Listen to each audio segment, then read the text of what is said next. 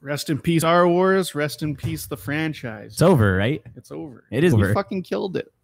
Our fandom killed it, you guys. Why did we do this? It is absolutely over. We'll be talking about it, of course, in a few minutes. But welcome to the Movie Epidemic podcast. My name is Chadley, joined as by always, forever and always, Buck Hollywood Leduc. A.K.A. Fit Dracula, a.k.a. the king of the death pool. We're here today. to talk about some films. Movies, yeah, we're talking about movies. Today we're talking about Star Wars, the Solo story. Look, here's the thing, is that we've been putting it off. You guys have been begging us to go see it, and finally we're like, you know what? I didn't want to. Yeah, I did. I sure didn't want to. I sure didn't want to because I thought I was going to like it. But you got to keep the streak alive, right? Yeah. Of watching all the Star Wars movies in theaters. You got to keep the streak alive. Yeah, that's true. I have seen every single Star Wars movie that's been released in theaters throughout my entire life, including the 3D re-release of Phantom Menace that they did. Damn, I never saw that one. Yeah, I don't really count that. That one was weird because it was gonna be, they were gonna do all of them, and then like it just made no just made no money. Just nobody's interested in the Phantom Menace. Of course, 3D. But those pod races in 3D, pretty dope. I bet, right? Yeah. But now they're doing Terminator, and they're like actually kind of following through on that one. They've done two now. Damn, I might Superman Cape of the Machine. Yeah, Rise of the Machines, baby. I bet you that movie's real good. I bet it's good. I haven't seen it since I theaters, haven't seen it since 03. Yeah, it's probably theaters. Last time I saw Rise of the Machines. It's one of the first. I definitely didn't have it on DVD, and I had the other ones, so I don't know. Yeah, well, you had Salvation. No, I didn't. No, that doesn't count. Dude. Oh, I'm yeah, talking about the two good ones. Oh, okay. I'm sorry. You mean the one good one and the one all right one? Wow. Is that what you're talking about? I mean, in comparison to like the newer ones, they're. Yeah, that's true. That first one's certainly better than Genesis. Pretty good. Yeah, we're gonna talk about that once we do all the Terminator movies. Apparently, at some point. What? I don't know if I ever agreed to that. Oh, we already talked about 2. It's too bad. I've already announced it on air. we already talked about 2, bro. Oh yeah, that's true. We did talk about Terminator 2. Well, you know what? Here's the thing. Who wants to hear another fucking podcast where people review Terminator 2? No, let's just skip over it. Okay. Yeah. Hell yeah. 1 in Salvation. Oh, well, on 3. 1, 3 in Salvation. Like, let's the just good do ones. That.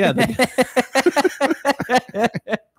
Anyway, we went to movie trivia last night. And you put on one of the most pathetic displays I've ever seen. Yeah, were you wasted? What was the problem there? The crazy thing is that last time I was wasted, but this time I was not. So it's not even an excuse. I was just bad yesterday. Yeah, you weren't feeling it. I wasn't feeling it, but we still came within 5 points of winning. Yeah, we did okay. Yeah, but like what was really bad was when you did the solo mini game. Oh yeah, there was this solo mini game, and I'll describe the mini game to you. Yeah. The way it worked is that they would give you a keyword, and using that keyword, you have to decipher which film of the top 10 grossing films of 2017. Yeah, plus its rank was being referenced.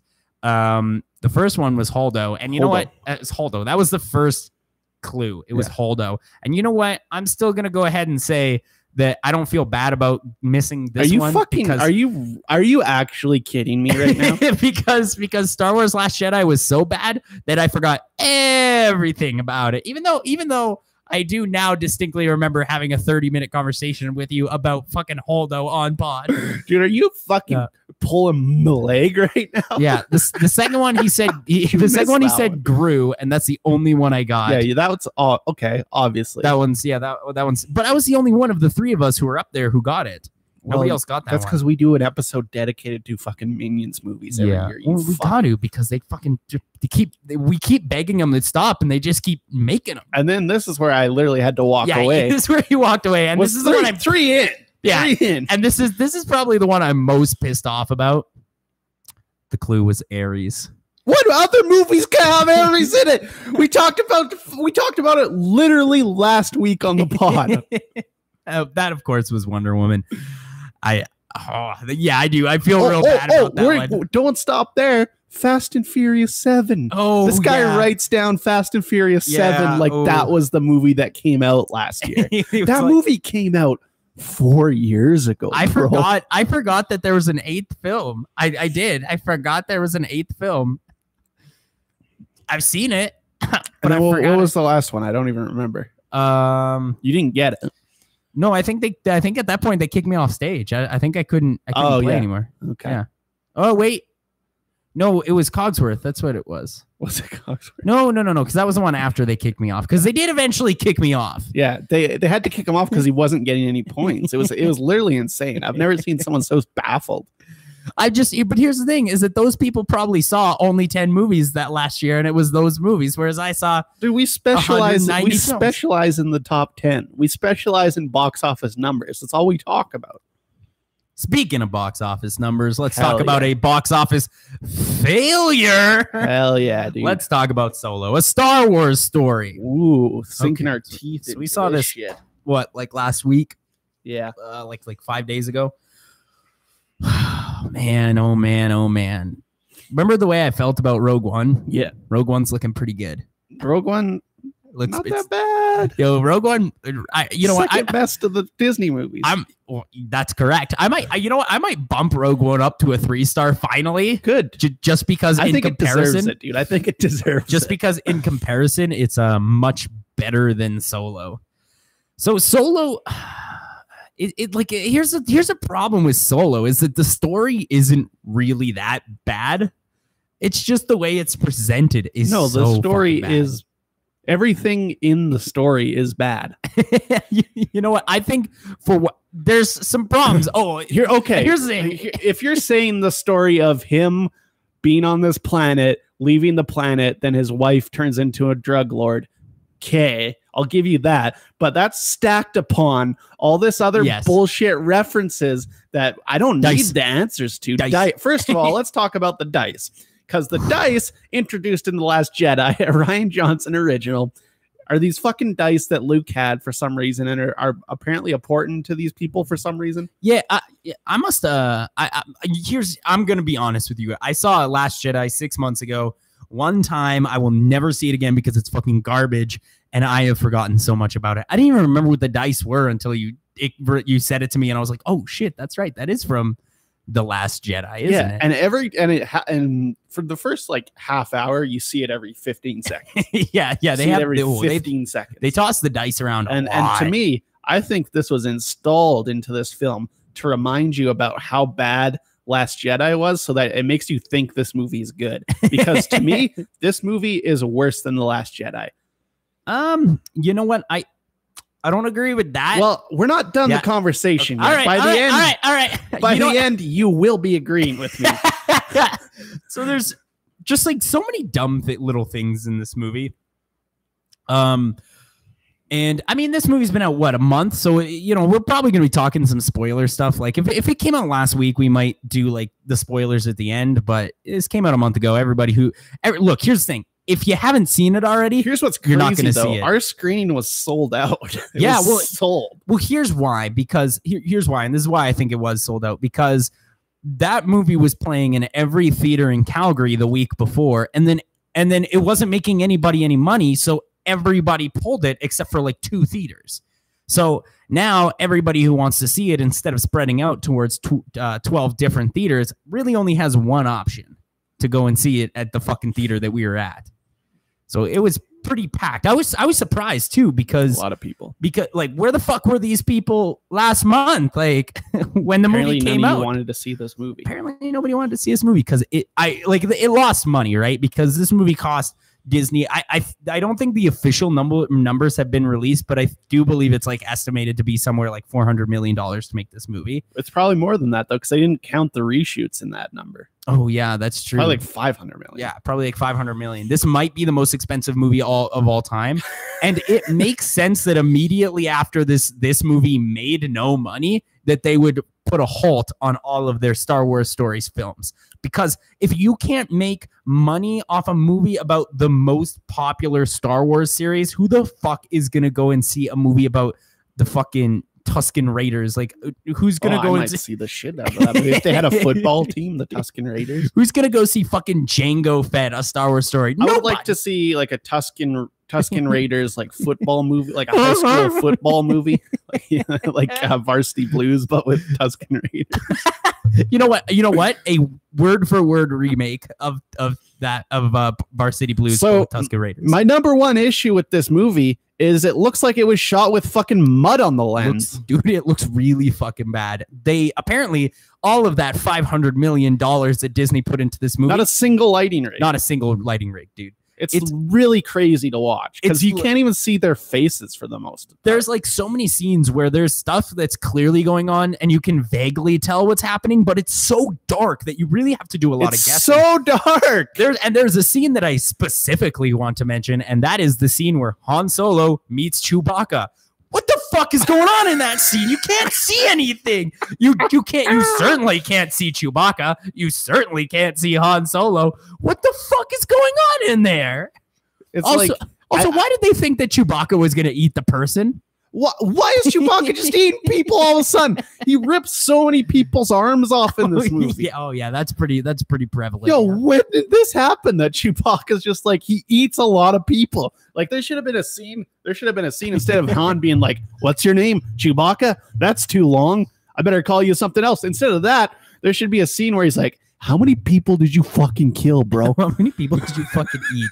That many, dude? Do you have the taste? Do you have the taste for blood now?" So right off the bat, you get the dice, and then we move into this kind of weird underground scene with like the worm person, which is kind of cool. Yeah, penis monster. I'm glad they put that in there. Because like that's what I've felt like I'm missing from these new Star Wars movies is like cool aliens. Yeah. I think Rogue One was all right for that. Yeah, Rogue One did a lot of stuff right, dude. Yeah. You know what? Maybe I was harsh on it. I always said I'm not going to budge for my 2.5-star review, but maybe that's a 3. I don't know. But then we move into some of the most offensive things I've ever seen. Is when he tries to join the army for some reason while he's running away from the cops. Oh, dude, this is like I don't know if you saw, but like at this point, like I almost walked out of the fucking theater. I turned to him like I'm going to leave, dude.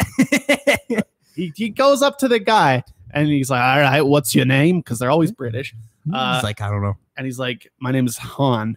And he's like, "What's your last name?" And he's like, "I don't know." It's like, you're 30. You're 30. How'd you not know your last name? He's like, I don't know. I don't have any people. And then the guy at the counter is like, "All right, Han Solo." And he like fucking winks at the screen. I was like, yo, what? Why can't his name just be Han Solo? Yeah. Why can't that just be his name? Why does it have to have... It's in the first 20 minutes, they don't establish that that's not his name. So when this fucking guy behind the counter says that, I'm like, holy fuck it. Excuse me. Can I get the fuck off the plane, you know what's please? Even crazier about that scene though is I don't know if you even noticed this, in the background over the speakers, they're playing the Imperial theme. It's like, but it's like a little tinny. It's like, no, I did not notice that. It's the craziest shit I've ever seen in my life. You know what? That's like, here's the thing is that you tell me that and I'm like, oh, okay. Well, so you're telling me that that's a Lord of Miller scene. Yeah, probably. That's clearly a Lord of Miller scene. That's a good joke.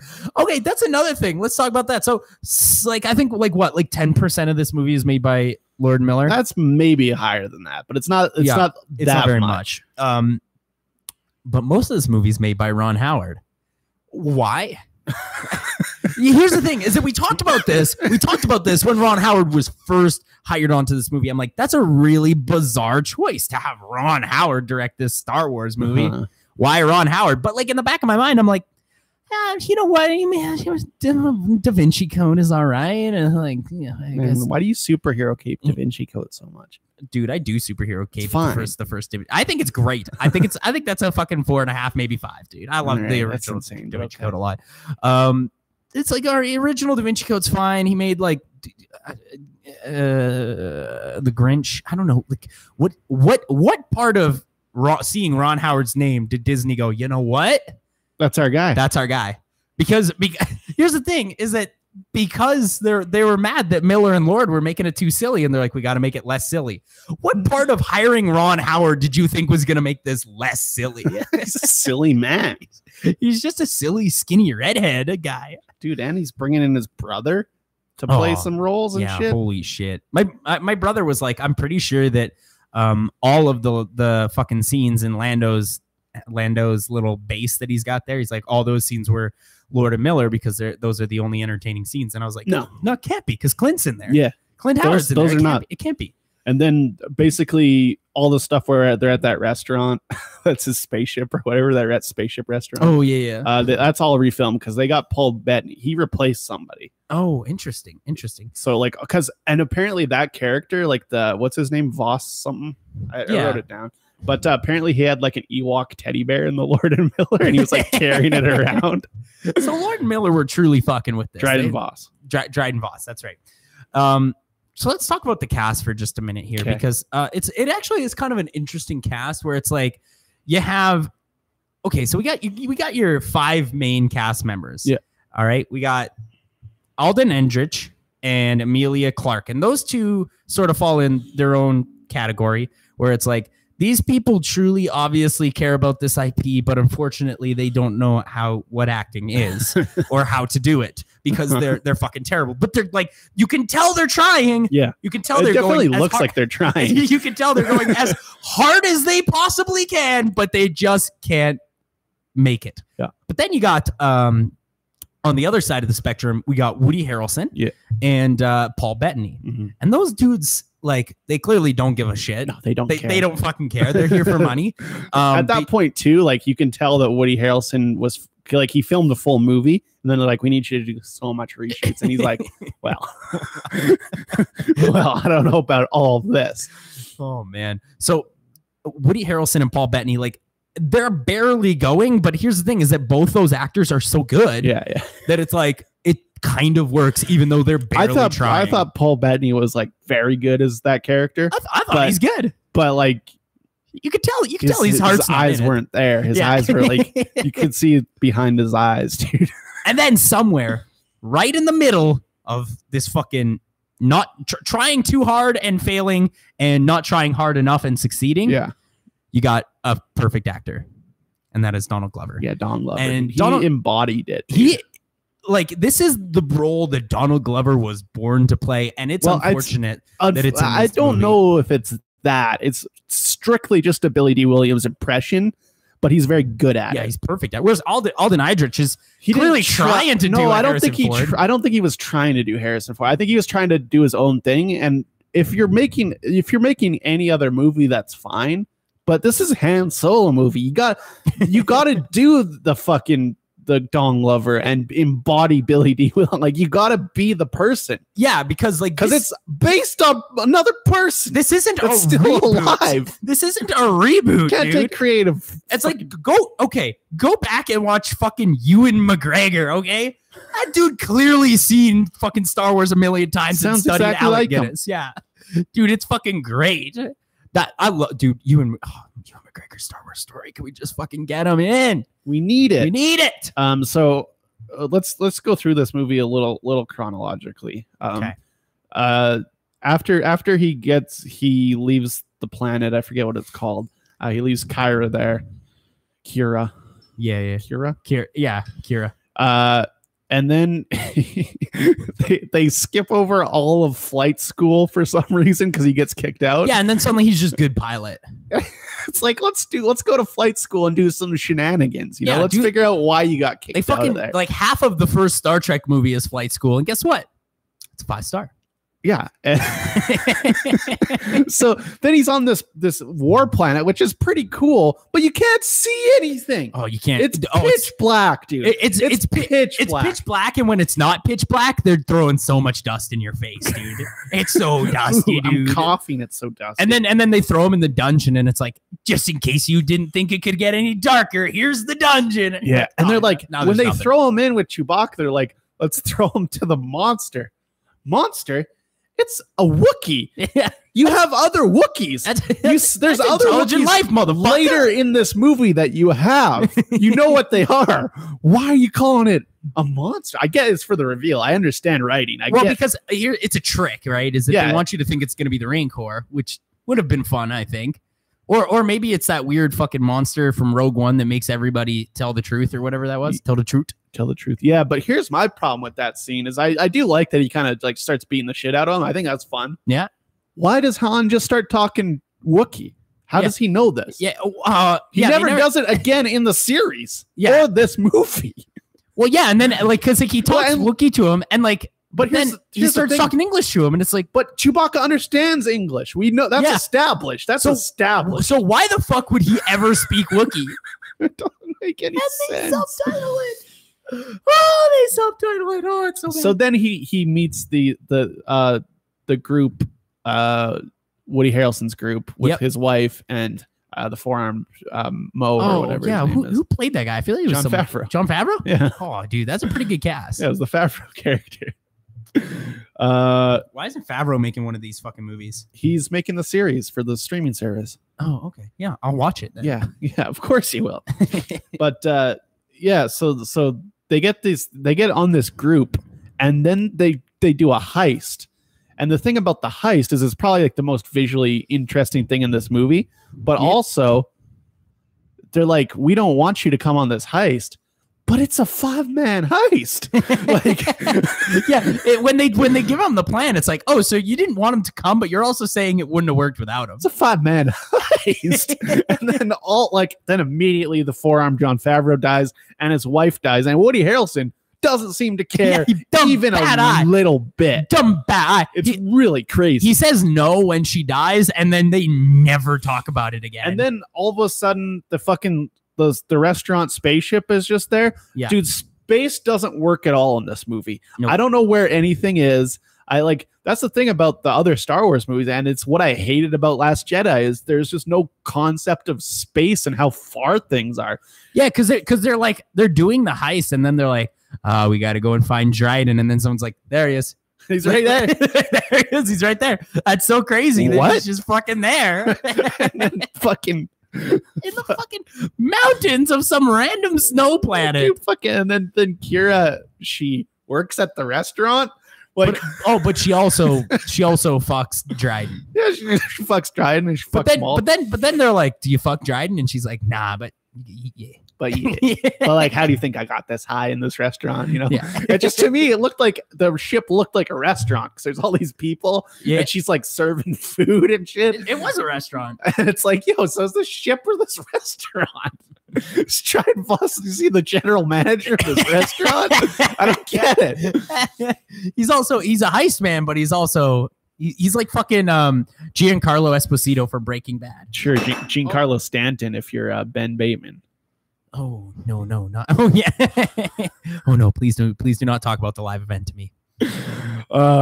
So and then there's just like so many crazy scenes, like Chewbacca in a shower. That's clearly a Lord and Miller scene. Oh yeah, when him and Han take a shower together. You guys, I am not fucking around right now. There's a scene in this movie where you see it's a visual Han Solo showering with Chewbacca. And then there's a part where he's like, what's your name? Chewbacca? That's too long. And then later he calls him Chewie and looks into the camera. And I'm like, Chewie's the same amount of syllables, bitch. Just call him Chewbacca. Oh my fucking God. I do like how much people said his full name in this one though. Because he does, like Han Solo says Chewie, but every time, and everyone's saying Chewbacca in this one. They're like, yeah, this is my good friend Chewbacca. And it's like, oh, that's not right. That's not right. He said his name was Chewbacca. If you could just fucking say that's what his name is. Yeah. So up until this point, like up until the heist, like I'm not completely off board. No. And then we get to Billy D. Williams. Yeah. And they're playing Sabat, and you're like, okay, this is going to be the Sabat game where he wins the ship. And they're like, no, of course not. Why would it be? But here's the thing. Han Solo loses and he like owes him a ship. And that never comes up again. No, he never pays him back. He never pays him what he owes. There's something, and we'll get to it when the time comes. But it might be the thing that I was thinking about the most about this movie, where I was like, "Hey, wait a second."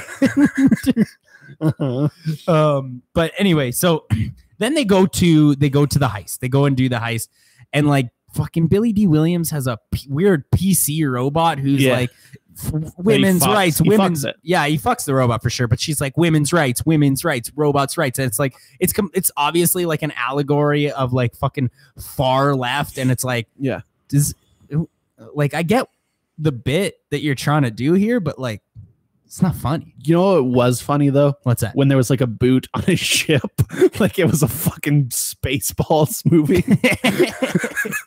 Like that was clearly Lord Miller putting a boot on the ship.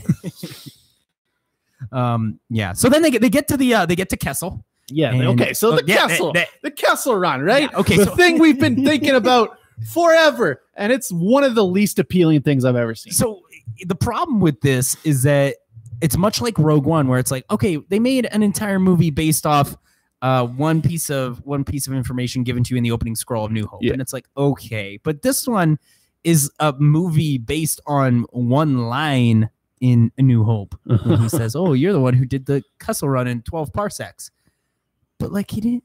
But he did. Really? He did, and it's also not interesting. Yeah, like Lando's there.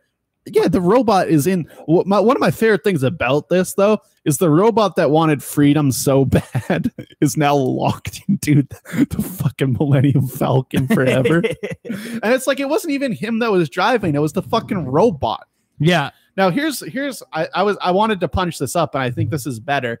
It's what if they did it in like 30 parsecs, and he's like, and like Chewie looks at him, and he's like, "Just say 12. Just say it was 12." Yeah, that's not bad. That's not bad. That's I bet you that was in Lord Miller's script. That's funnier because like they go into this thing, or they go through the clouds or whatever, and they get to a base or something. Yeah, it's a refinery. Okay, that's what it is. It's a refinery. Who cares? They get the stuff. There's Wookiees there, and then they go back through, and this is where like Han Solo is really driving through now. Yeah.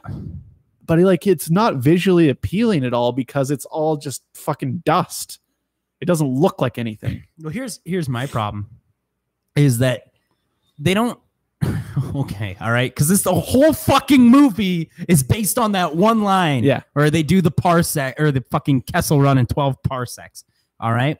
So they're about to do the Kessel Run and they're about to leave. And then suddenly there's like a weird fucking space monster. And then gravity well. Big giant squid, octopus, gravity well. Yeah. Gravity well. And then all of a sudden they just like escape. And then the next scene and he's him and he's like, yeah, I did the Kessel Run in 12 parsecs. And it's like, wait. So what you're telling me is I came to see a movie about the Kessel Run where the only thing they're going to actually skip is the part where he does the Kessel Run? No, that was the Kessel Run. Him fucking leaving the gravity thing? No, it's him going from this place to out. That's 12 parsecs. Okay. But we never see him actually get out. We just see him land on a new planet. Show me the fucking Kessel Run. That was the Kessel Run. And it's not interesting. That's the thing about it. It's not interesting. They didn't. Oh, okay. So maybe that's the problem. Maybe I just assumed since they fucking talk about it so goddamn much in every Star Wars movie that it might be interesting. Them going through like the way that had the ship in it, that way takes longer. The way he went was 12 parsecs. That's you know what? That's the dumbest explanation I've ever fucking heard. But that's what it is. I get that's what it is. I just think that it's also bad. You couldn't have found a way to punch that up a little bit, Disney? Couldn't have made that. Apparently not. Apparently they're like, how do we make the Kessel Run interesting? It's really, really boring. And then someone's like, giant octopus, and they're like, I guess. Yes, it's super. It's boring, like wouldn't the giant octopus slow them down though, and then they wouldn't be able to do it in 12 parsecs, and then they're like, we'll just say they did it. So then they get back and they're on a random planet now. Yeah. That's the refinery. Yeah. That random planet is the refinery. Okay. How'd they even get there? No explanation because there's no time and space at all. And then fucking everybody's just there. Everybody's there. The fucking pirates that attacked them earlier are there. Yeah. On the train. And then they do the reveal of the pirate. Oh, yeah. Just some girl. Doesn't matter. She takes off her helmet and then it's just like some girl and they linger on her face for like a good 45 seconds. Yeah. 15 to 45 seconds. And it just, I'm sitting there in the theater. I turn to you. I'm like, is this supposed to be something? Is this person? Is this supposed to who is it? Who is? Not even an actor. I know. It's like if you pull it off, it's Matt Damon. I'd be like, all right, that makes sense. Why you're doing this reveal? Yeah. That's a lot of fun. You pull in a full fucking Interstellar. I'd like that. I like that. I like when Matt Damon just shows up in movies like Unsane. So yeah. So then there's like the fucking obviously. Fucking Woody Harrelson's gonna double cross them. Yeah, everybody. I could see that coming. Oh, I'm sorry. Could you say don't trust anybody one time less? Yeah, because you make it really let me know. Let me know what's going on here. And then then that happens. Han shoots first, kills him. And then Kira becomes the leader of the Crimson Dawn or something. Yeah. Because Dryden's dead, so she takes over. Now, this is what I honestly think is the most problematic part of the entire movie. Okay, first of all, we went almost an entire fucking Star Wars movie where somebody didn't pull out a fucking laser dick. Like, yeah, we went an entire movie without that happening. And then she makes a phone call, and there's this dude, and he's like, "Is the deed done?" And she's like, "No, it's not done, yada, yada, yada." And then he takes off his hood, and oh my God, it's Darth Maul. Holy shit. That's fucking... First of all, he doesn't have his spider legs that he had in the Clone Wars. Yeah, he kind of did. Yeah, well, he had metal legs, but he didn't have like the fucking full 8 spider legs. I didn't really show it, though. He was sitting down. He might have had them. Yeah, but anyways, and then he's like, "The work has just begun." And then he pulls out his lightsaber and just shows it. Yeah. Why did he do that? Look. Why did he do this? He's like, "Check it out." And he fucking turns on. Didn't he's need like, to do this. Look at this. And I'm like, I would have been completely fine with Darth Maul being in this movie. Whatever. That's fine. Do something. Why pull out lightsaber? Yeah, why'd you pull out the lightsaber? Why'd pull it out? But then he's like, "Come and meet me on this planet immediately." And she's like, "All right." So just the last we see of either of those characters. And it's like, huh? Huh? What? Yeah, and here's like another part that I find, because like in the real movies with Han Solo, he goes through like an arc of being like a bad smuggler person to being a hero. This movie, they explicitly just keep saying, "You're the good guy. You're a good guy. You're a good guy. You're a good guy." And he's like, "No, I'm not." And then they're like, "You are the good guy." And then he helps out like all the homeless people, and it's like, "I am good man." It's like, fuck off. That's what the other movies are about. Yeah. He doesn't have to be a good guy in this. Damn it, that's what the fucking original movies are about. That's his arc. Yeah. And don't worry, because here's the thing is that clearly Ron Howard doesn't give a fuck about Star Wars, which is fine. Fine, Whatever. But show the dice more. Show the dice a little bit more, you fucking It's really, really bad. It's a really bad movie. And I feel like we're just like yelling about random stuff that happens in this movie, but like you guys, we took the movie down plot point by plot point. That's the entire movie. You guys, like, we're not fucking around here, all right? This movie is really bad.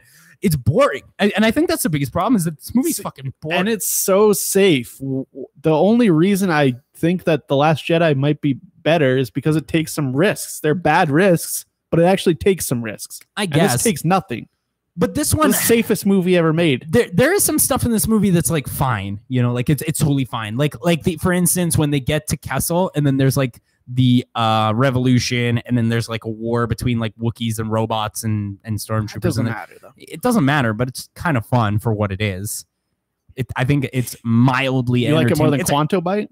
It's a shallow endeavor. Yeah. It's a shallow endeavor for sure, but it's and like all the shit where it's winking at the fucking camera, which is the whole movie. I can't fucking do it, dude. Yeah. I can't do it. It's a 1 star. Well, the thing is like I would be fine with them winking at the camera so much if they took the original route that was planned, where it was going to be sort of like he's like a Joker silly man and the whole movie's kind of silly. But Ron Howard wants to wink at the camera, but also expects you to take the movie 100% seriously. And I can't do that. Like you either have to make it silly and wink at the camera, or you can't do any of that. You know what I would have liked though? Because they spend so much time in bars. I would have liked to see Maz Kanata maybe at the end there when they play Sabat the second time. I would have liked to see Maz Kanata in there. And then she wants to fuck that Wookiee. But she's like, she's always horny for that Wookiee. And then the movie ends and he's like, "Yeah, we're gonna go work for Jabba the Hutt." And it's like, what the fuck? Okay. Can we show me that movie? Yeah, come on. give me that movie. Why wasn't that Solo a Star Wars story? Why do we have to see the shit that clearly has nothing to do with anything else that happens? God, it's just and I want to know, like, Donald Glover was so good. He was so good. But I don't care. Yeah, I just don't care. So here's what I have to wonder is that were they intending to make this like a trilogy of sorts? There's going to be another one. Like another Han Solo movie? Yeah, like another movie, or at least one with like Kira involved, and probably Han Solo and Lando. Because it just seems weird to me that they're like, oh, Darth Maul is back, and I'm like, but why? It seems like that's going somewhere, right? Like that there was supposed to, I think it was going to be like a smuggler's movie is what it's going to be. Oh, okay. Well, they're not making that, obviously. No. Yeah, they're not gonna make that. They're gonna leave us hanging on this Darth Maul. Either that or Darth Maul has to be in Episode 9. Like Darth Maul has to be in Episode 9, or else this movie is fucking. They made this movie for $500 million for nothing. For no reason. I don't know, dude. It's tough. It's tough. It just seems so stupid to me. The whole thing just seems so dumb to me. And like they put $500 million into it, and they're like, Alden Ehrenreich, that's our guy. That's our lad. That's our guy. That's who you're gonna pick. Eh? It's like when fucking James Cameron was like, I got fucking $350 million to make Avatar. Who we got? Sam Worthington? That's my guy. That's my guy. What the fuck? What are you doing? All right, we should probably move on from this. What's your Chatsky rating? 2. Give it a 1. 2. Yeah, it's fucking horrible. I think there's some mildly entertaining bits, but overall, it is a bad movie. Speaking of bad movies, Dominion. Oh yeah, we're also gonna be doing our top 5 Exorcist films right after this. Oh, hold on, let me grab my notebook because I did take a lot of notes on this movie. So this is insane. So for anybody who didn't listen to the podcast last week where we talked about Exorcist, The New Beginning, essentially what happened is that WB was so unsure of Exorcist, The New Beginning and like the product that it's going to be, that it was going to turn out to be, that in the middle of filming that film, they hired Paul Schrader to make the exact same film with the exact same cast. It's not the exact same movie. It's pretty different. It's clear that they had the same. It doesn't take place in the same place.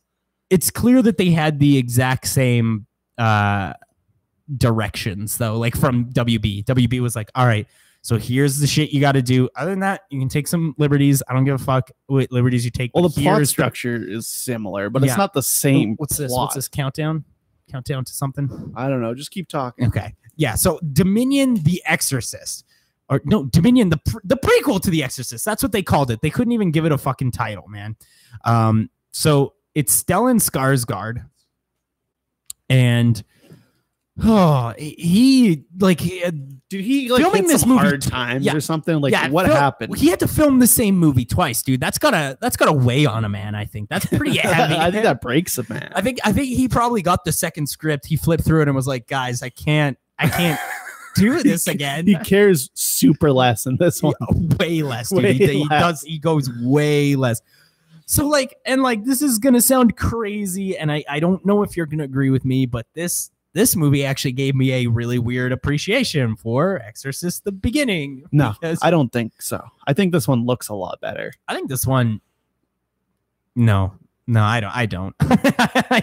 They both look bad though. Like at least I disagree 100%. The first one looks like it was made for literally $7. This one actually had locations. Yeah.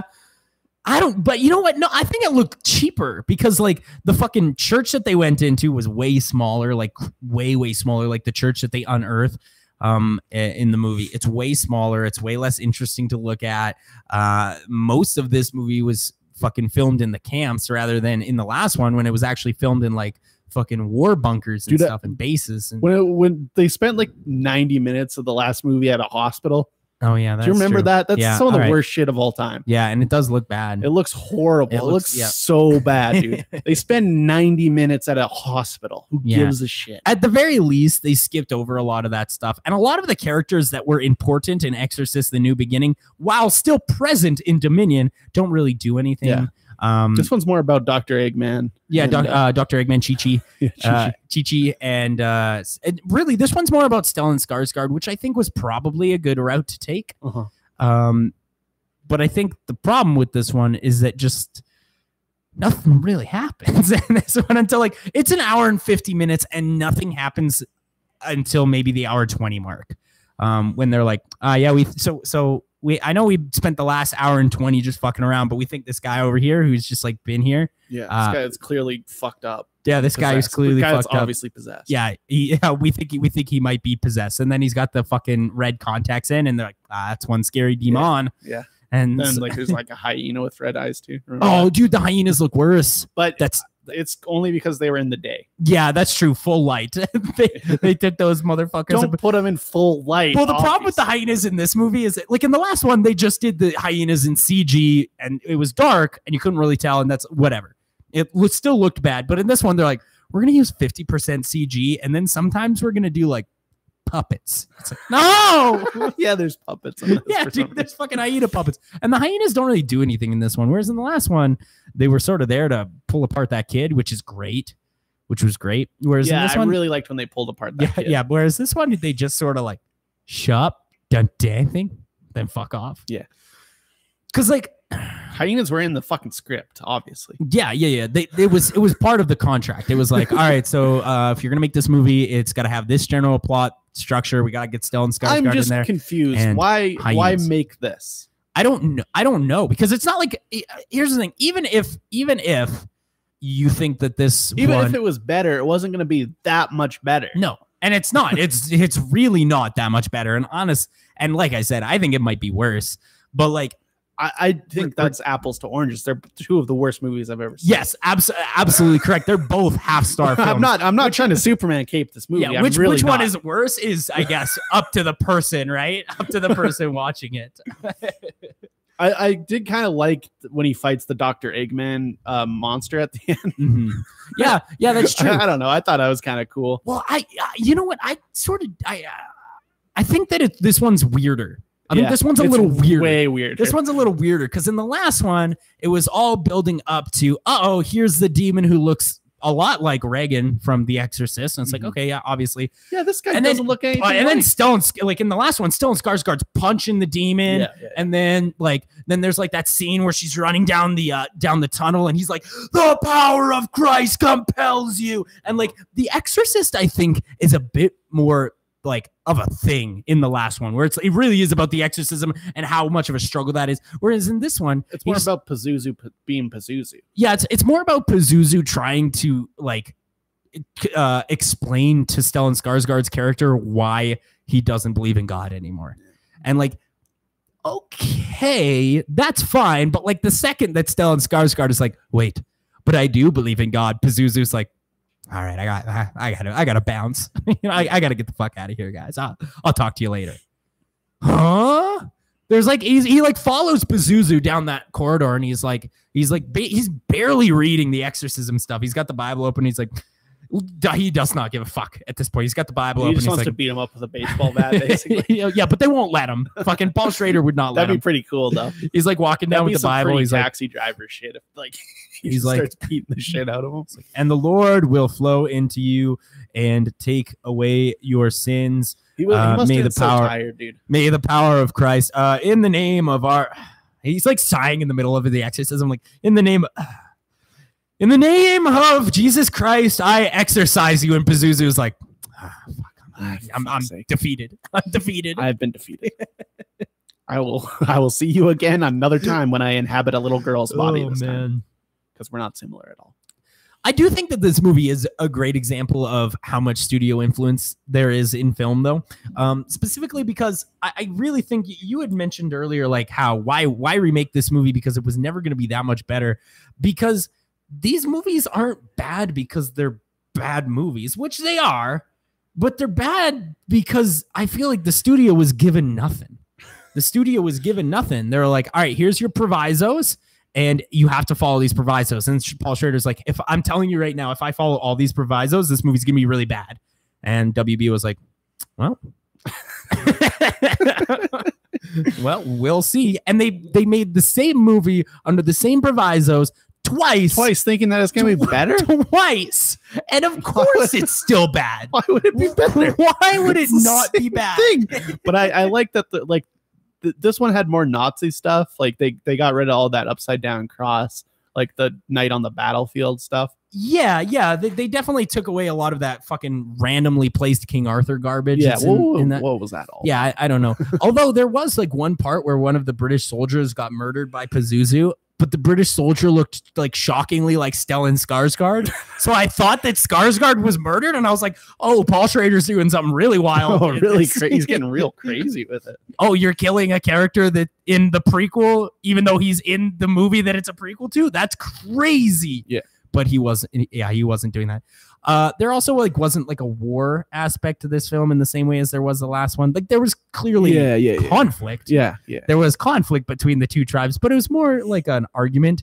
Oh, and then that one dude was like, "Hey, can you tell Father Marin that I know what he's going through?" And then shoots himself. Ooh, that was pretty wild. That was probably Buck. I actually thought that was Buck. I remember I was watching it, and like I was watching. I had my headphones in. And my girlfriend was on her fucking laptop doing whatever the fuck she does. And when that happened, I went, "Holy shit!" And she was like, and she like perked up. She's like, "What the fuck?" That also happens in Beirut that we'll talk about later. And I was real. I think I had the same reaction. All right, so half star. Yeah, the half star. This movie, it's just as bad as the last one. Like even.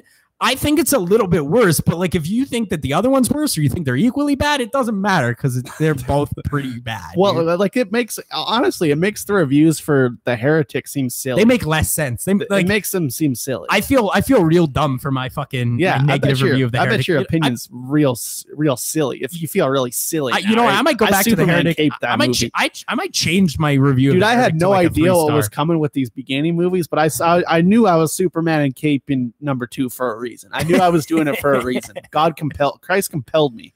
Goddamn. Yeah. So let's do top 5. Obviously, top 5 The Exorcist films. No, that's not what we're doing. We're doing top 5 possession films. Oh, did we say we were doing that? Yeah. Oh, I didn't make that here. Well, give me 10 seconds and I'll figure it out. Well, this fucking guy didn't realize that he thinks we're doing the 5 movies that we ranked. Obviously, the ranking is 1, 3, 2, and then the other ones. Why would we spend time on that? I'm talking about any movie that has an exorcism or possession in it. That's what I'm saying. Oh, okay. Well, yeah. If you give me about 8 seconds, I bet you I could get it figured out. Yeah. You know what? Yeah. I'm pretty much all right. I'm gonna go first just because you're working on that. So in the top 5, this is the Movie Epidemic top 5 possession films. I'm gonna start it off with The Conjuring. Yeah. You know what? The Conjuring is dope, man. It's got a pretty good exorcism. It's got some pretty good exorcism stuff in there. Yeah. Oh, yeah. Well, we've talked about The Conjuring, and you know what? Maybe we're Superman caping it. We might be, but I don't think that's wrong. I think that that's a 5-star movie, and I think that anyone that doesn't like The Conjuring is wrong about that. And I know some people that Superman cape Insidious over The Conjuring, and I think that's absolute insanity. I think that's complete insanity. Dude, that is fucking because insanity. Like in James Wan canon, there's clearly better stuff than others, and Insidious is not that good, dude. It ain't smoking that good. Oh man, just give me like 8 seconds here. I'm almost done. I know which ones I want to have on here. I'm trying to figure out. Man, it's super crazy that James Wan is making Aquaman, in my opinion. Dude, and it's supposed to come out this year, but we've never heard a damn thing about it. What do you mean we've never heard a damn thing about it? There's no trailers. There's barely information. It's because Comic-Con is in 2 weeks. Oh shit! Yeah, and they have Hall H, and Marvel's not showing anything. Disney's not showing anything. All right. HBO's not showing anything. So it's going to be literally only DC movies coming out of Comic-Con. All right. Yeah, I'll give you that. So my number 5 is a movie that I think is pretty I think that this movie got away from itself, but people forget that the original is actually really good. And my number 5 is Paranormal Activity. Okay. Yeah. You know what? Clearly, fair enough. It got away from itself. All right. These movies got certainly got really bad. Did. Yeah, they got really bad. But you like watch the second one, and it's like, oh, that's the worst film of all time. Yeah. Don't worry, they're all that bad. Do you remember when the third one came out? I didn't see that one. Somebody texted me, and they're like, I tapped out after 2. Somebody texted me.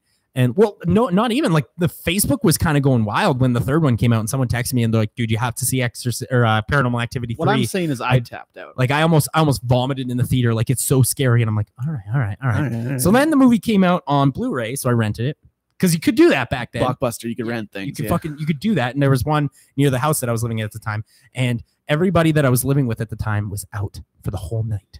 So I fucking turned off all the lights, and I was like, all right, we're gonna watch this bitch. Not scary. Not scary. Not even a little bit scary. I don't understand. Not scary. I watched it in a fucking crickety old like 1800s house by myself and fucking not scary. Not scary. My number 4, I'm going to go with The Exorcist Part 3. The Exorcist Part 3. Yeah, George C. Scott, dude. I love him. So fucking good. I watched Patton the other day because like it keeps coming up at movie trivia. Oh like, yeah, I need to watch this. Yeah. That here's the thing is that movie I think would be boring if it wasn't, you know, George C. Scott. Yeah, it's literally what I wrote on my Letterboxd review. I literally said those words. I said I don't think I could get through this unless George C. Scott was in it. But thankfully, thank Christ, it is George C. Scott. Dude, I love Patton, dude. That movie's good. Yeah, it's good. I liked it. It's like way too long, obviously, but it's good. My number 4. You know what? Here's the thing: is that I actually really like the idea of exorcisms and exorcist movies, like because that's the shit that actually kind of it's pretty scary, dude. Yeah, that's the shit that actually spooks me. My number 4 is a movie. I don't know if you've ever seen this. Anthony Hopkins in The Right. No, I haven't seen that. Dude, that movie, it's pretty spooky. It's not the greatest exorcist movie of all time, but it's certainly not the worst. But it's like, it's what you could pull in 8 seconds. Yeah, exactly. Yeah, I could pull it in 8 seconds and was like, oh, I have seen that. I will be able to talk about that. Anthony Hopkins does the exorcist, and then the fucking demon goes into Anthony Hopkins. Dude, it's pretty good. I've seen like the trailer for it, and he goes all white. He goes super white. Yeah. That's exactly the right one. Yeah. But it's pretty good. I honestly think it's a pretty good movie. Yeah, I've never seen that. Maybe I'll check that one out. My number 3 is I'm going to go with Rosemary's Baby. It's not an exorcism movie, but it's a possession movie. Here's the thing. I've never seen this, and I think that might have to be one that we hit up this Spooktober. No, we could watch Rosemary's Baby. I love Rosemary's Baby. It's Roman Polanski, our boy. It's a Polanski / King? I don't think it's like a Stephen King movie. Is Rosemary's Baby not Stephen King? I don't think so. I think it's just Polanski it's based on a book, but I don't believe it's Why did I think that Rosemary's Baby was a King? Oh well, we can watch it anyway though. Yeah, we'll still just watch it, whatever. But it's about like basically her baby gets possessed, and it's Satan, and it's inside of her, and it's like it's not Pazuzu, it's like full blown Satan. It's Satan, and it's like clawing at her stomach, and she's like very hurt. She's very hurt on the inside. Oh, sickening! And it's like so good. It's just a good movie. My number 3. Ira Levin wrote the book. Oh, okay. Why did I think that? I thought it was King. Anyway, my number 3 is The Conjuring. Yeah, that is The Conjuring. That is a fucking great movie. Probably the best horror movie to come out in the 21st century. No, because The Ring. I think The Ring is better, but I keep that. Oh, the 2010s, it's the best. Yeah, the 2010s, it's absolutely the best horror film. No doubt. My number 2, I'm going to go with 1981's Possession, starring Sam Neill. Have you ever seen this movie? I have not, but I like Sam Neill. This is the best thing he's ever acted into, really? Acting wise. Like it's the best. Because Jurassic Park is good, but he's not good. He's not good in it. But this, he's legitimately, it's the best thing. Like even compared to Wilder People. Yeah, I was going to say Wilder People. It's the best thing he's ever acted in. It's kind of like this weird movie where he gets divorced and there's like all this family trouble, and then his daughter gets possessed by the devil. So then like the parents have to come back together and stuff. It's good. It's like super British or Italian maybe, but it's in English. I don't know. It's like one of those movies that like clearly was filmed in Italy, but it's just straight up in English for some reason. And Sam Neill's in it for some reason.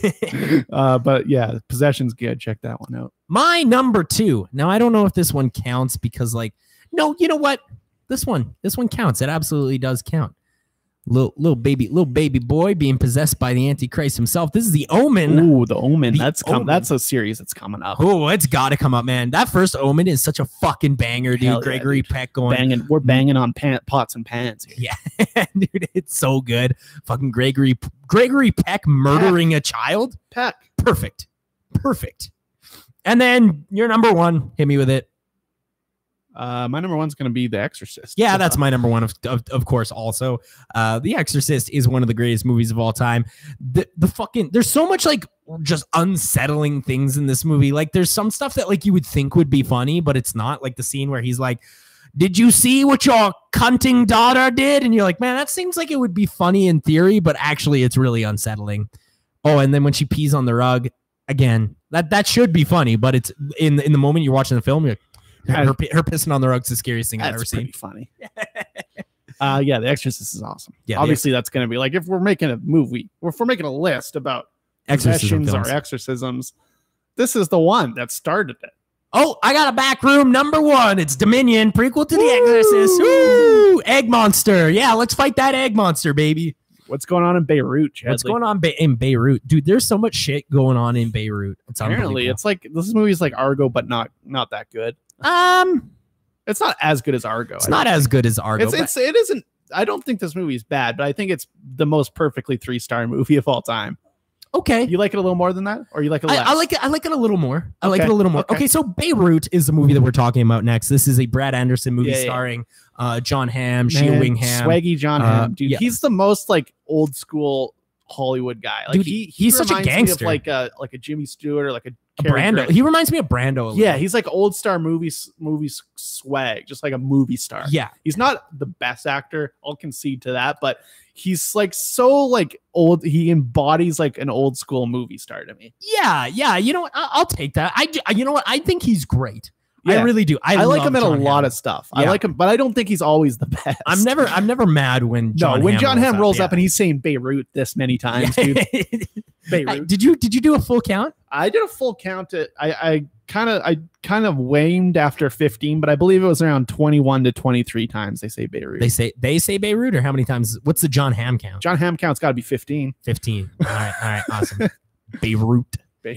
Apartment. I'll go to your apartment. I'll find the photograph. So Mad Men was so good, dude. You know what? I've never seen it. I was texting my brother about this morning, and I'm like, man, this movie's so fucking good. And he's like, you should see it, Mad Men. Then you should watch that. And I'm like, you know what? I probably should, because I love Jon Hamm. I really do. I bet I'd like Mad Men. So Beirut is a movie. So the movie starts off, I think, awesome. Like the first few minutes of this movie are awesome. He's got that shaggy 70s hair. Dude, the fucking shaggy 70s hair, dude. I loved it. I was like, why is he not just got this the whole film? Yeah.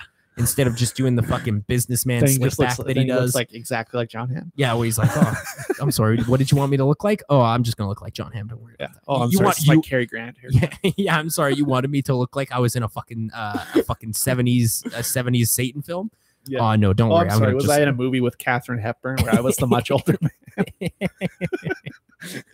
Dude, he looks like he could have been in Deathbed, the bed that eats people. That's how fucking silly he looked in that movie. So the movie starts off, and essentially they're in Beirut, Lebanon, and war-torn Beirut, Lebanon, and him and his wife have sort of taken on this kid. And they're trying to get this kid a work visa because his brother is a known terrorist. And so they're trying to get this kid out of this lifestyle. So they take him on. They're trying to adopt him. They get him a student visa. Brother terrorist comes back, steals the kid, kills the guy's wife. And so this guy's like, fuck this. I'm out. He goes back to America. Yeah. 7 years pass. He's got a nice haircut. 7 years pass. 7 years pass, and the government is like, we need you back in Beirut. He's like, no way am I coming back to Beirut. He literally says that's like one of my first problems with this movie. He's like, I would literally rather walk the steps of hell than ever go back to Beirut. And somebody's like, well, if you change your mind, here's a plane ticket. Then he just gets on the plane. No, they offered him a lot of money. Yeah, they offered him $6,500 to start, but which I guess in 70s money is a lot of money. Quite a bit. If you have no money. Yeah. And you don't want to be on the corner sucking dicks for cheeseburgers. Yeah, true. Well, he was on like a silly like Chamber of Commerce, this like fucking New England Chamber of Commerce or something like that. So then he goes to Beirut, and essentially the reason he's been called back to Beirut is that his buddy that he used to work with has been kidnapped. Oh no! And he's the only negotiator they want to talk to. And why is that? Because the kid that he tried to help is the terrorist. Yeah, pretty good. That's a pretty good twist, man. They blow their load on the twist pretty quick. Yeah, and that is one of my problems with this movie. Is it like they front load it with a lot of information and then they kind of just ride it. Yeah, they let it ride for the rest of the film. Yeah, incoherent riding. Like, not a lot of it matters. Like Dean Norris has got hair for some reason. Do not like that. Yeah, I do not like Dean Norris with hair, but. Basically, I love the runaround, and that's why I kind of like this movie. Is that I love the runaround where they're like, all right, we need to find this terrorist, and nobody knows where he is, and so they're going to these people. These people lead them to somewhere else. That place leads them somewhere else. So that place leads them somewhere else. I think they get lazy at the end with that runaround. Though it's too much. Like, it's like one or two times too many. Of that. Yeah. Well, and not even that, but really the fact is that finally somebody's like, oh, just go to the PLOs, and they're like, oh, we should have just done that to start with. Probably should have started there. Yeah, probably. Yeah. And then they go to the PLOs and they're like, hey, we kind of want this guy. And they're like, okay. All right. Yeah. And like, cause like the big thing is that they're like, the terrorists get fed up after a while and they're like, you got fucking 7 hours. We're popping this bitch. We're going to pop this motherfucker. Yeah. And then like, they just find him. They are popping people. They just find, they've been searching them for 10 years, but as soon as you get a 7-hour deadline, they just find him. Yeah. And then like the climax, it's like a Bridgie Spy climax. Bridgie Spy. Which is Bridgie Spy, but with less, I don't know. I feel like the climax of this movie isn't very satisfying. I think that because like they keep saying like the US government is like, wow, everybody gets what they want. What a fun time. And I guess that's just sort of the way they see it because all the Americans got what they were looking for. Yeah. But whereas like the Lebanese people are the ones who are kind of screwed over. And they never really address that. It's just like, oh yeah, you know, this kid that, you know, you've grown to like, and and Jon Hamm cared for him and brought him up and all this shit. Like Jon Hamm just fucking like shoots his brother, walks away, and like doesn't even feel bad about it.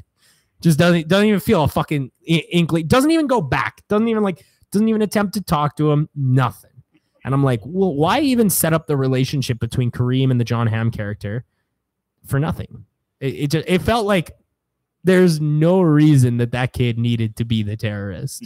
And if they had left it for the end and just made it like the reveal, that would have been fun. Yeah. I think that would have been really fun. I might have been back on board for that. Yeah. I was waning at this point. Although to be fair, as soon as they're like, oh yeah, we've got a guy held hostage, I'm like, I bet you the terrorist is the kid. That makes the most sense. Like it is very predictable. This is a perfectly good movie. It's one of the most tremendously watchable movies of the year. Yeah, it's tremendously watchable. It's not great. It's not that good. There's no part of this movie where I'm like, I wasn't shocked at all. There wasn't like any great filmmaking on display. Yeah, it's the camera work is fine. It's fine. The cinematography is fine. John Hamm is good. Yeah, John Hamm is good at this. John Hamm is good. Shia Wingham, who I love, is also very good. Dean Norris is good. Who else was in this movie? The guy who plays Satan on Supernatural, whatever that fucking guy's name is. Oh yeah, that guy. Yeah, he's good. He's good. Rosamund Pike. Yeah. Why are you in this? Academy Award nominated actress. She's fine. It's fine. She's perfectly fine. I was waiting though. And I was like, if it turns out that Rosamund Pike is the bad person and she's just been pretending to be the good guy, and that's the trope they're going with, I'm going to be pissed. Yeah, you would have been mad. Hey? Yeah, well, because they've done that with fucking Rosa Pike and James Bond, and then they did it again in that fucking Ben Affleck penis movie. Yeah, the penis movie.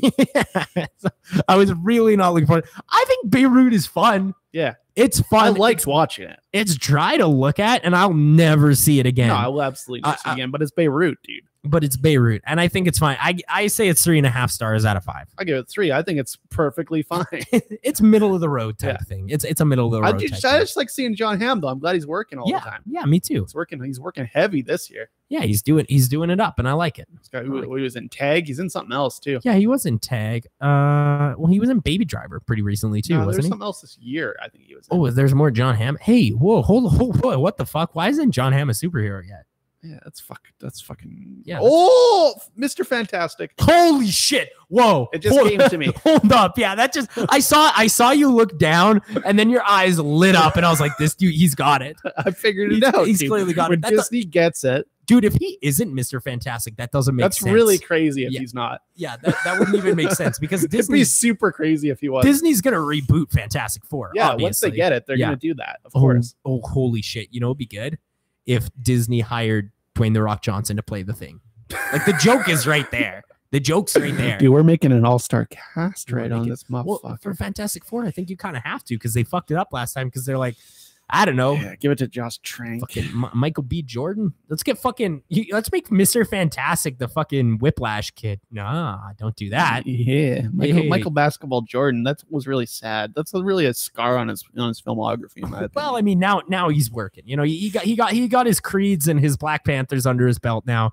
Nobody really remembers. That's gonna be fucking phenomenal, man. I'm so excited for that movie. Isn't Stallone directing? No, Stallone's not directing. I thought Stallone was he's just writing. Just writing. He's just writing it. Well, which is also good news because Stallone knows that character more than anybody in the world. But yeah, that's gonna be great. Beirut's fun though. I like Beirut. Yeah, I didn't mind Beirut. Yeah, Rampage though. Rampage. Now there's a lot of fun. Now I love this movie. This is to me, this is the perfect ode to B movies. Absolutely. Absolutely. There's so much I like about this right down movie. to the cartoon villains, dude. This is a fucking B movie. Yeah, yeah.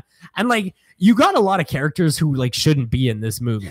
Like like fucking the Pete from The Office, whatever his name is.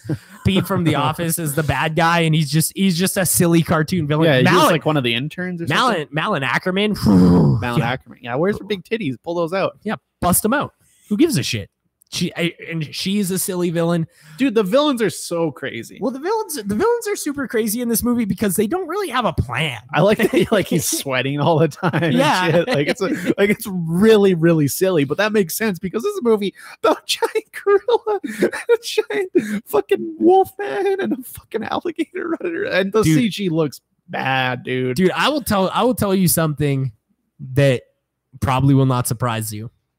I love this movie. Of course you did, dude. I super love this movie, dude. It's The Rock. And that really is, it's the drawing point. And he's like very good in this movie. He plays like with the gorilla, like you actually feel something there. Dude, here's the thing is that somebody texted me and they're like maybe 2 days before I saw this movie, and they're like, dude, I just saw Rampage and I know you're seeing it this week. You're probably going to cry. And I was like, what the fuck? And I did twice, dude. Yeah, a couple times. I cried twice watching the fucking Rampage. There's the shit that you expect from a movie like this. It's like, okay, you got your monsters. They're fucking high octane action, guns and shooting and destroying buildings and pushing shit over. That's the high octane action you expect. But it's the human element that I think surprises people a lot about this movie, because Dwayne "The Rock" Johnson's character is such a genuine character. He's a legitimately good actor, and that's something that I would have never expected. Yeah, 5 years ago when it's like, which is why I think I'm really excited for Skyscraper. Yeah, it's like that's a movie where he has a metal leg and he's vulnerable. I want to see him do some real acting, dude. Yeah. In this shitty fucking towering inferno Die Hard movie. I think he's going to be fucking phenomenal in it. Dude, that movie's going to be so good. But then you got like your fucking B cast, like your other cast members, your supporting players. And they're also real good. You like them? Naomi Harris is fucking awesome. Yeah, I think I don't think she's that good of a character. Yeah. But I think she's a good enough actress that she's like, I'm going to carry this nothing character. If it's the last fucking thing I do, I have to carry this character. Sure.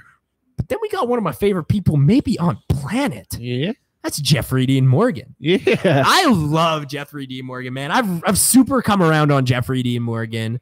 I think he's great. But his character did not need to be in film. That is very true. Did not need to be in film.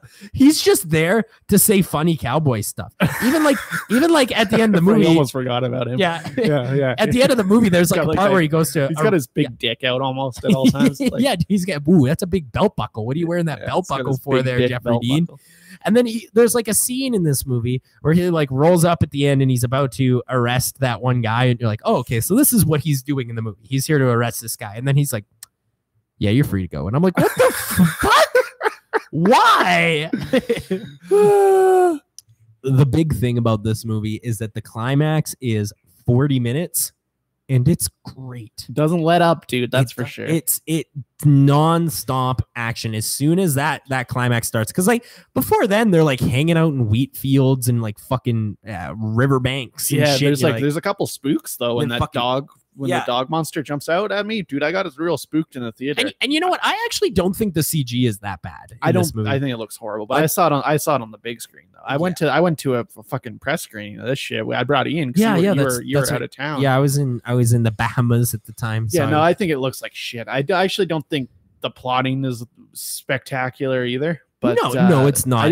It's not that good of a movie, but like I think it's pretty genuine. Enough. Yeah, and it's pretty fun. Definitely an ode. Like this is the guy that made San Andreas too, right? Yes, correct. And that's a movie that's an ode to disaster movies, whereas this one is just an ode to B movies and monster movies. Yeah, I was gonna say it's like a ode to monster movies. There's not monster movies anymore. Well, and I think like here's the thing is that this is the only time I've ever positively reviewed a video game movie on this show. It just doesn't barely count. Yeah, so. and that's why I think it works, is because it barely counts, because they took a game that had no plot. They're like, we'll just add the rock, Yeah, and it's like flavor dialogue in the rock. Perfect. Yeah. I like how he interacts with the monkey George. Yep, that's great. That's great stuff.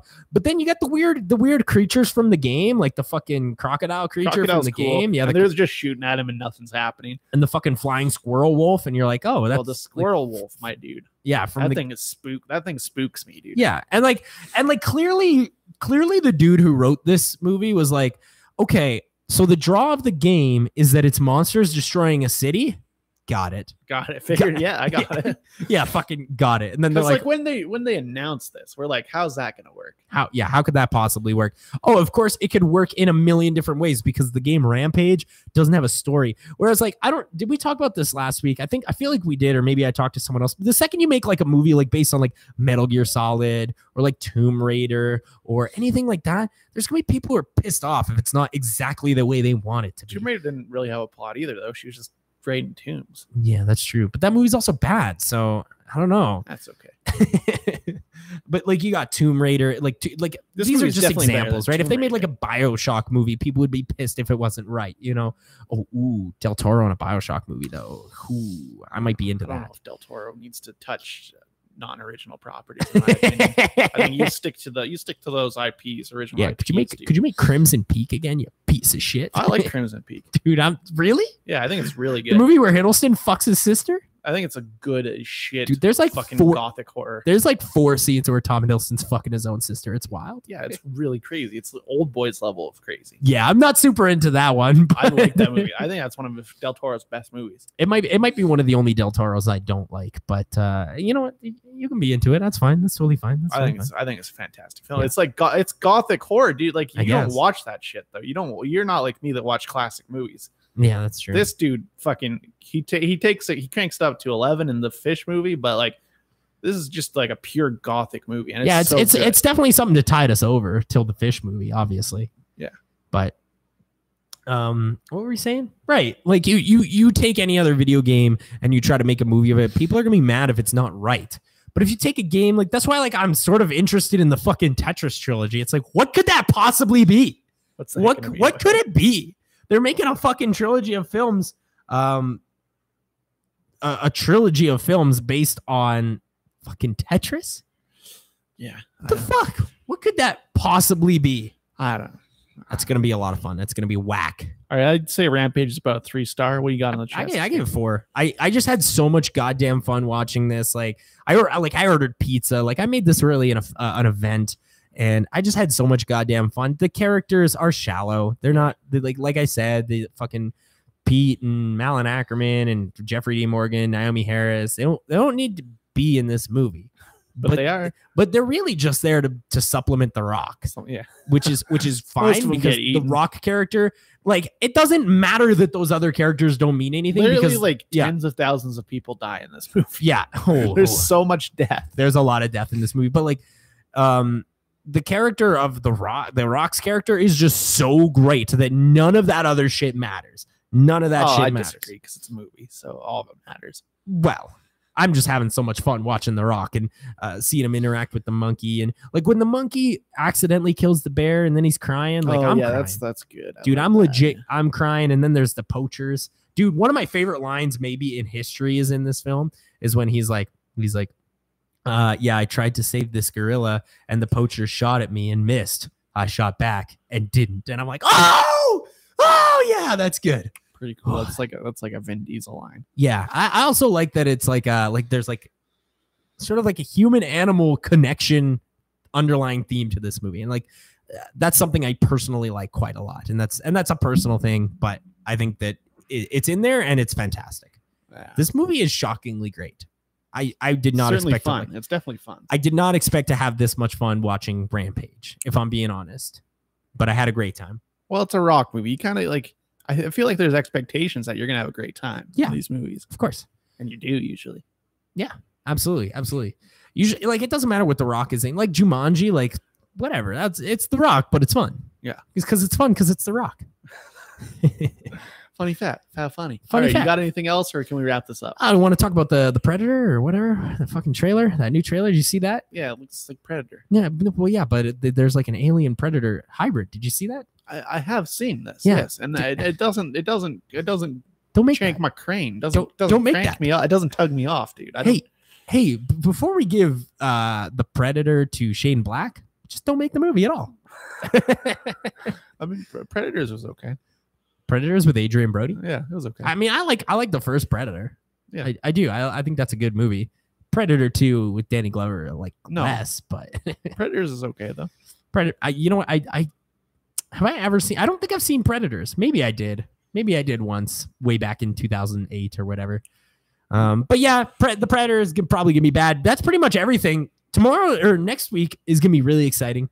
We're talking about Really exciting. Yeah, I think it's gonna be exciting. We're talking about Hereditary, dude. People are talking, dude. Yeah, dude. People are buzzing about this horror Is that gonna film. be in theaters on Monday? Yeah, probably, dude. People are liking it. I mean, I'll go on it's gonna be a fucking Eau Claire for like 90 weeks, so don't even worry about it. It's an A24 film. Hereditary. I just don't want to go all the way down to the suburbs to see this fucking thing. Yeah, that's fair enough. That's fair enough. That's where I'm going. But Hereditary, that's the new horror film starring Tony Collette. It's an A24 film. People are saying it's this. I saw a review that said this is the Exorcist for the new generation. Oh, for fuck's sake. And I'm like, oh boy. It's A24, so I know it's not scary, but oh boy, what does that mean? Then we got Blockers. You want to talk about some John Cena? Yeah, dude. Of course Dude, I want to talk and that about fucking, John what's Cena. it? Ike Brunholtz? Like Brunsholds or Yeah, dude. I love that guy also. And I like Leslie Mann also. You know what? That's a good cast. Yeah, it looks funny. We're hitting the first comedy that we, because like I think we sort of shunned comedy this year in favor of horror films. Well, we haven't seen God any. damn it, I'm gonna have to go to the suburbs to see this shit Okay, on Monday. well, For fuck's sake. Well, enjoy going to the suburbs. That's, you know what? That's not my problem. I'm gonna double feature it with that new Paul Schrader movie. I think What's that new Paul? There's a Paul Schrader film. What's this called? First Reformed. Oh, nope. Don't. It has more five-star reviews than any other movie this year. Oh, really? Paul Yeah. Schrader? Yeah. Director of Dominion? Yes. Wait, what am I saying? Oh yeah. Hereditary, Blockers, Gotti. Gotti, John yeah, dude, Travolta. we're watching Gotti. Gotti baby. with John Travolta. How many movies about John Gotti do we gotta get? I've never seen one. What are you talking about? Isn't that what that All the Money in the World? Isn't that what that was? No. Oh no, was that someone else? Yeah, I thought that was John Gotti. Gotti's not in that movie, dude. Oh, okay. I thought that's who Christopher Plummer played. Maybe I'm fucking buck wild. You're thinking something completely different. Yeah, I'm dude. thinking of someone completely different, obviously. And then we are starting our new series. Rub your hands together, ladies and gentlemen, and grab your gold coins because we're talking about the Lord of the Rings movies. Hell yeah, dude. Lord of the Rings. Famously, I do not like them, but I have always wanted to like them. So who knows what'll happen this time? Maybe there'll be 5s this time. I don't know. Well, they are 5s. It's been a couple of years since I've actually seen them, so maybe there'll be 5s this time. So we're starting off next week with Lord of the Rings, Fellowship of the Ring, starring Elijah Wood, Ian McKellen, Viggo Mortensen, every famous person from the early 2000s, really. Sure. Fucking what's Orlando. his Orlando Bloom? Yeah, his fucking face. Reese Davies. Reese Davies, Christopher. Sheen Bean. Yeah, Sheen Bean's in there. Christopher, who's dead now from James Bond. What's his name? Yeah. Christopher In it. Plummer. No, that's not right. Kevin Spacey. Kevin Spacey.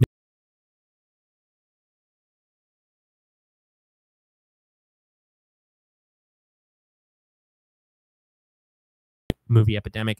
Tune in next week. It's going to be a lot of fun. We're going to be screaming about Lord of the Rings. Buck's probably going to be pissed.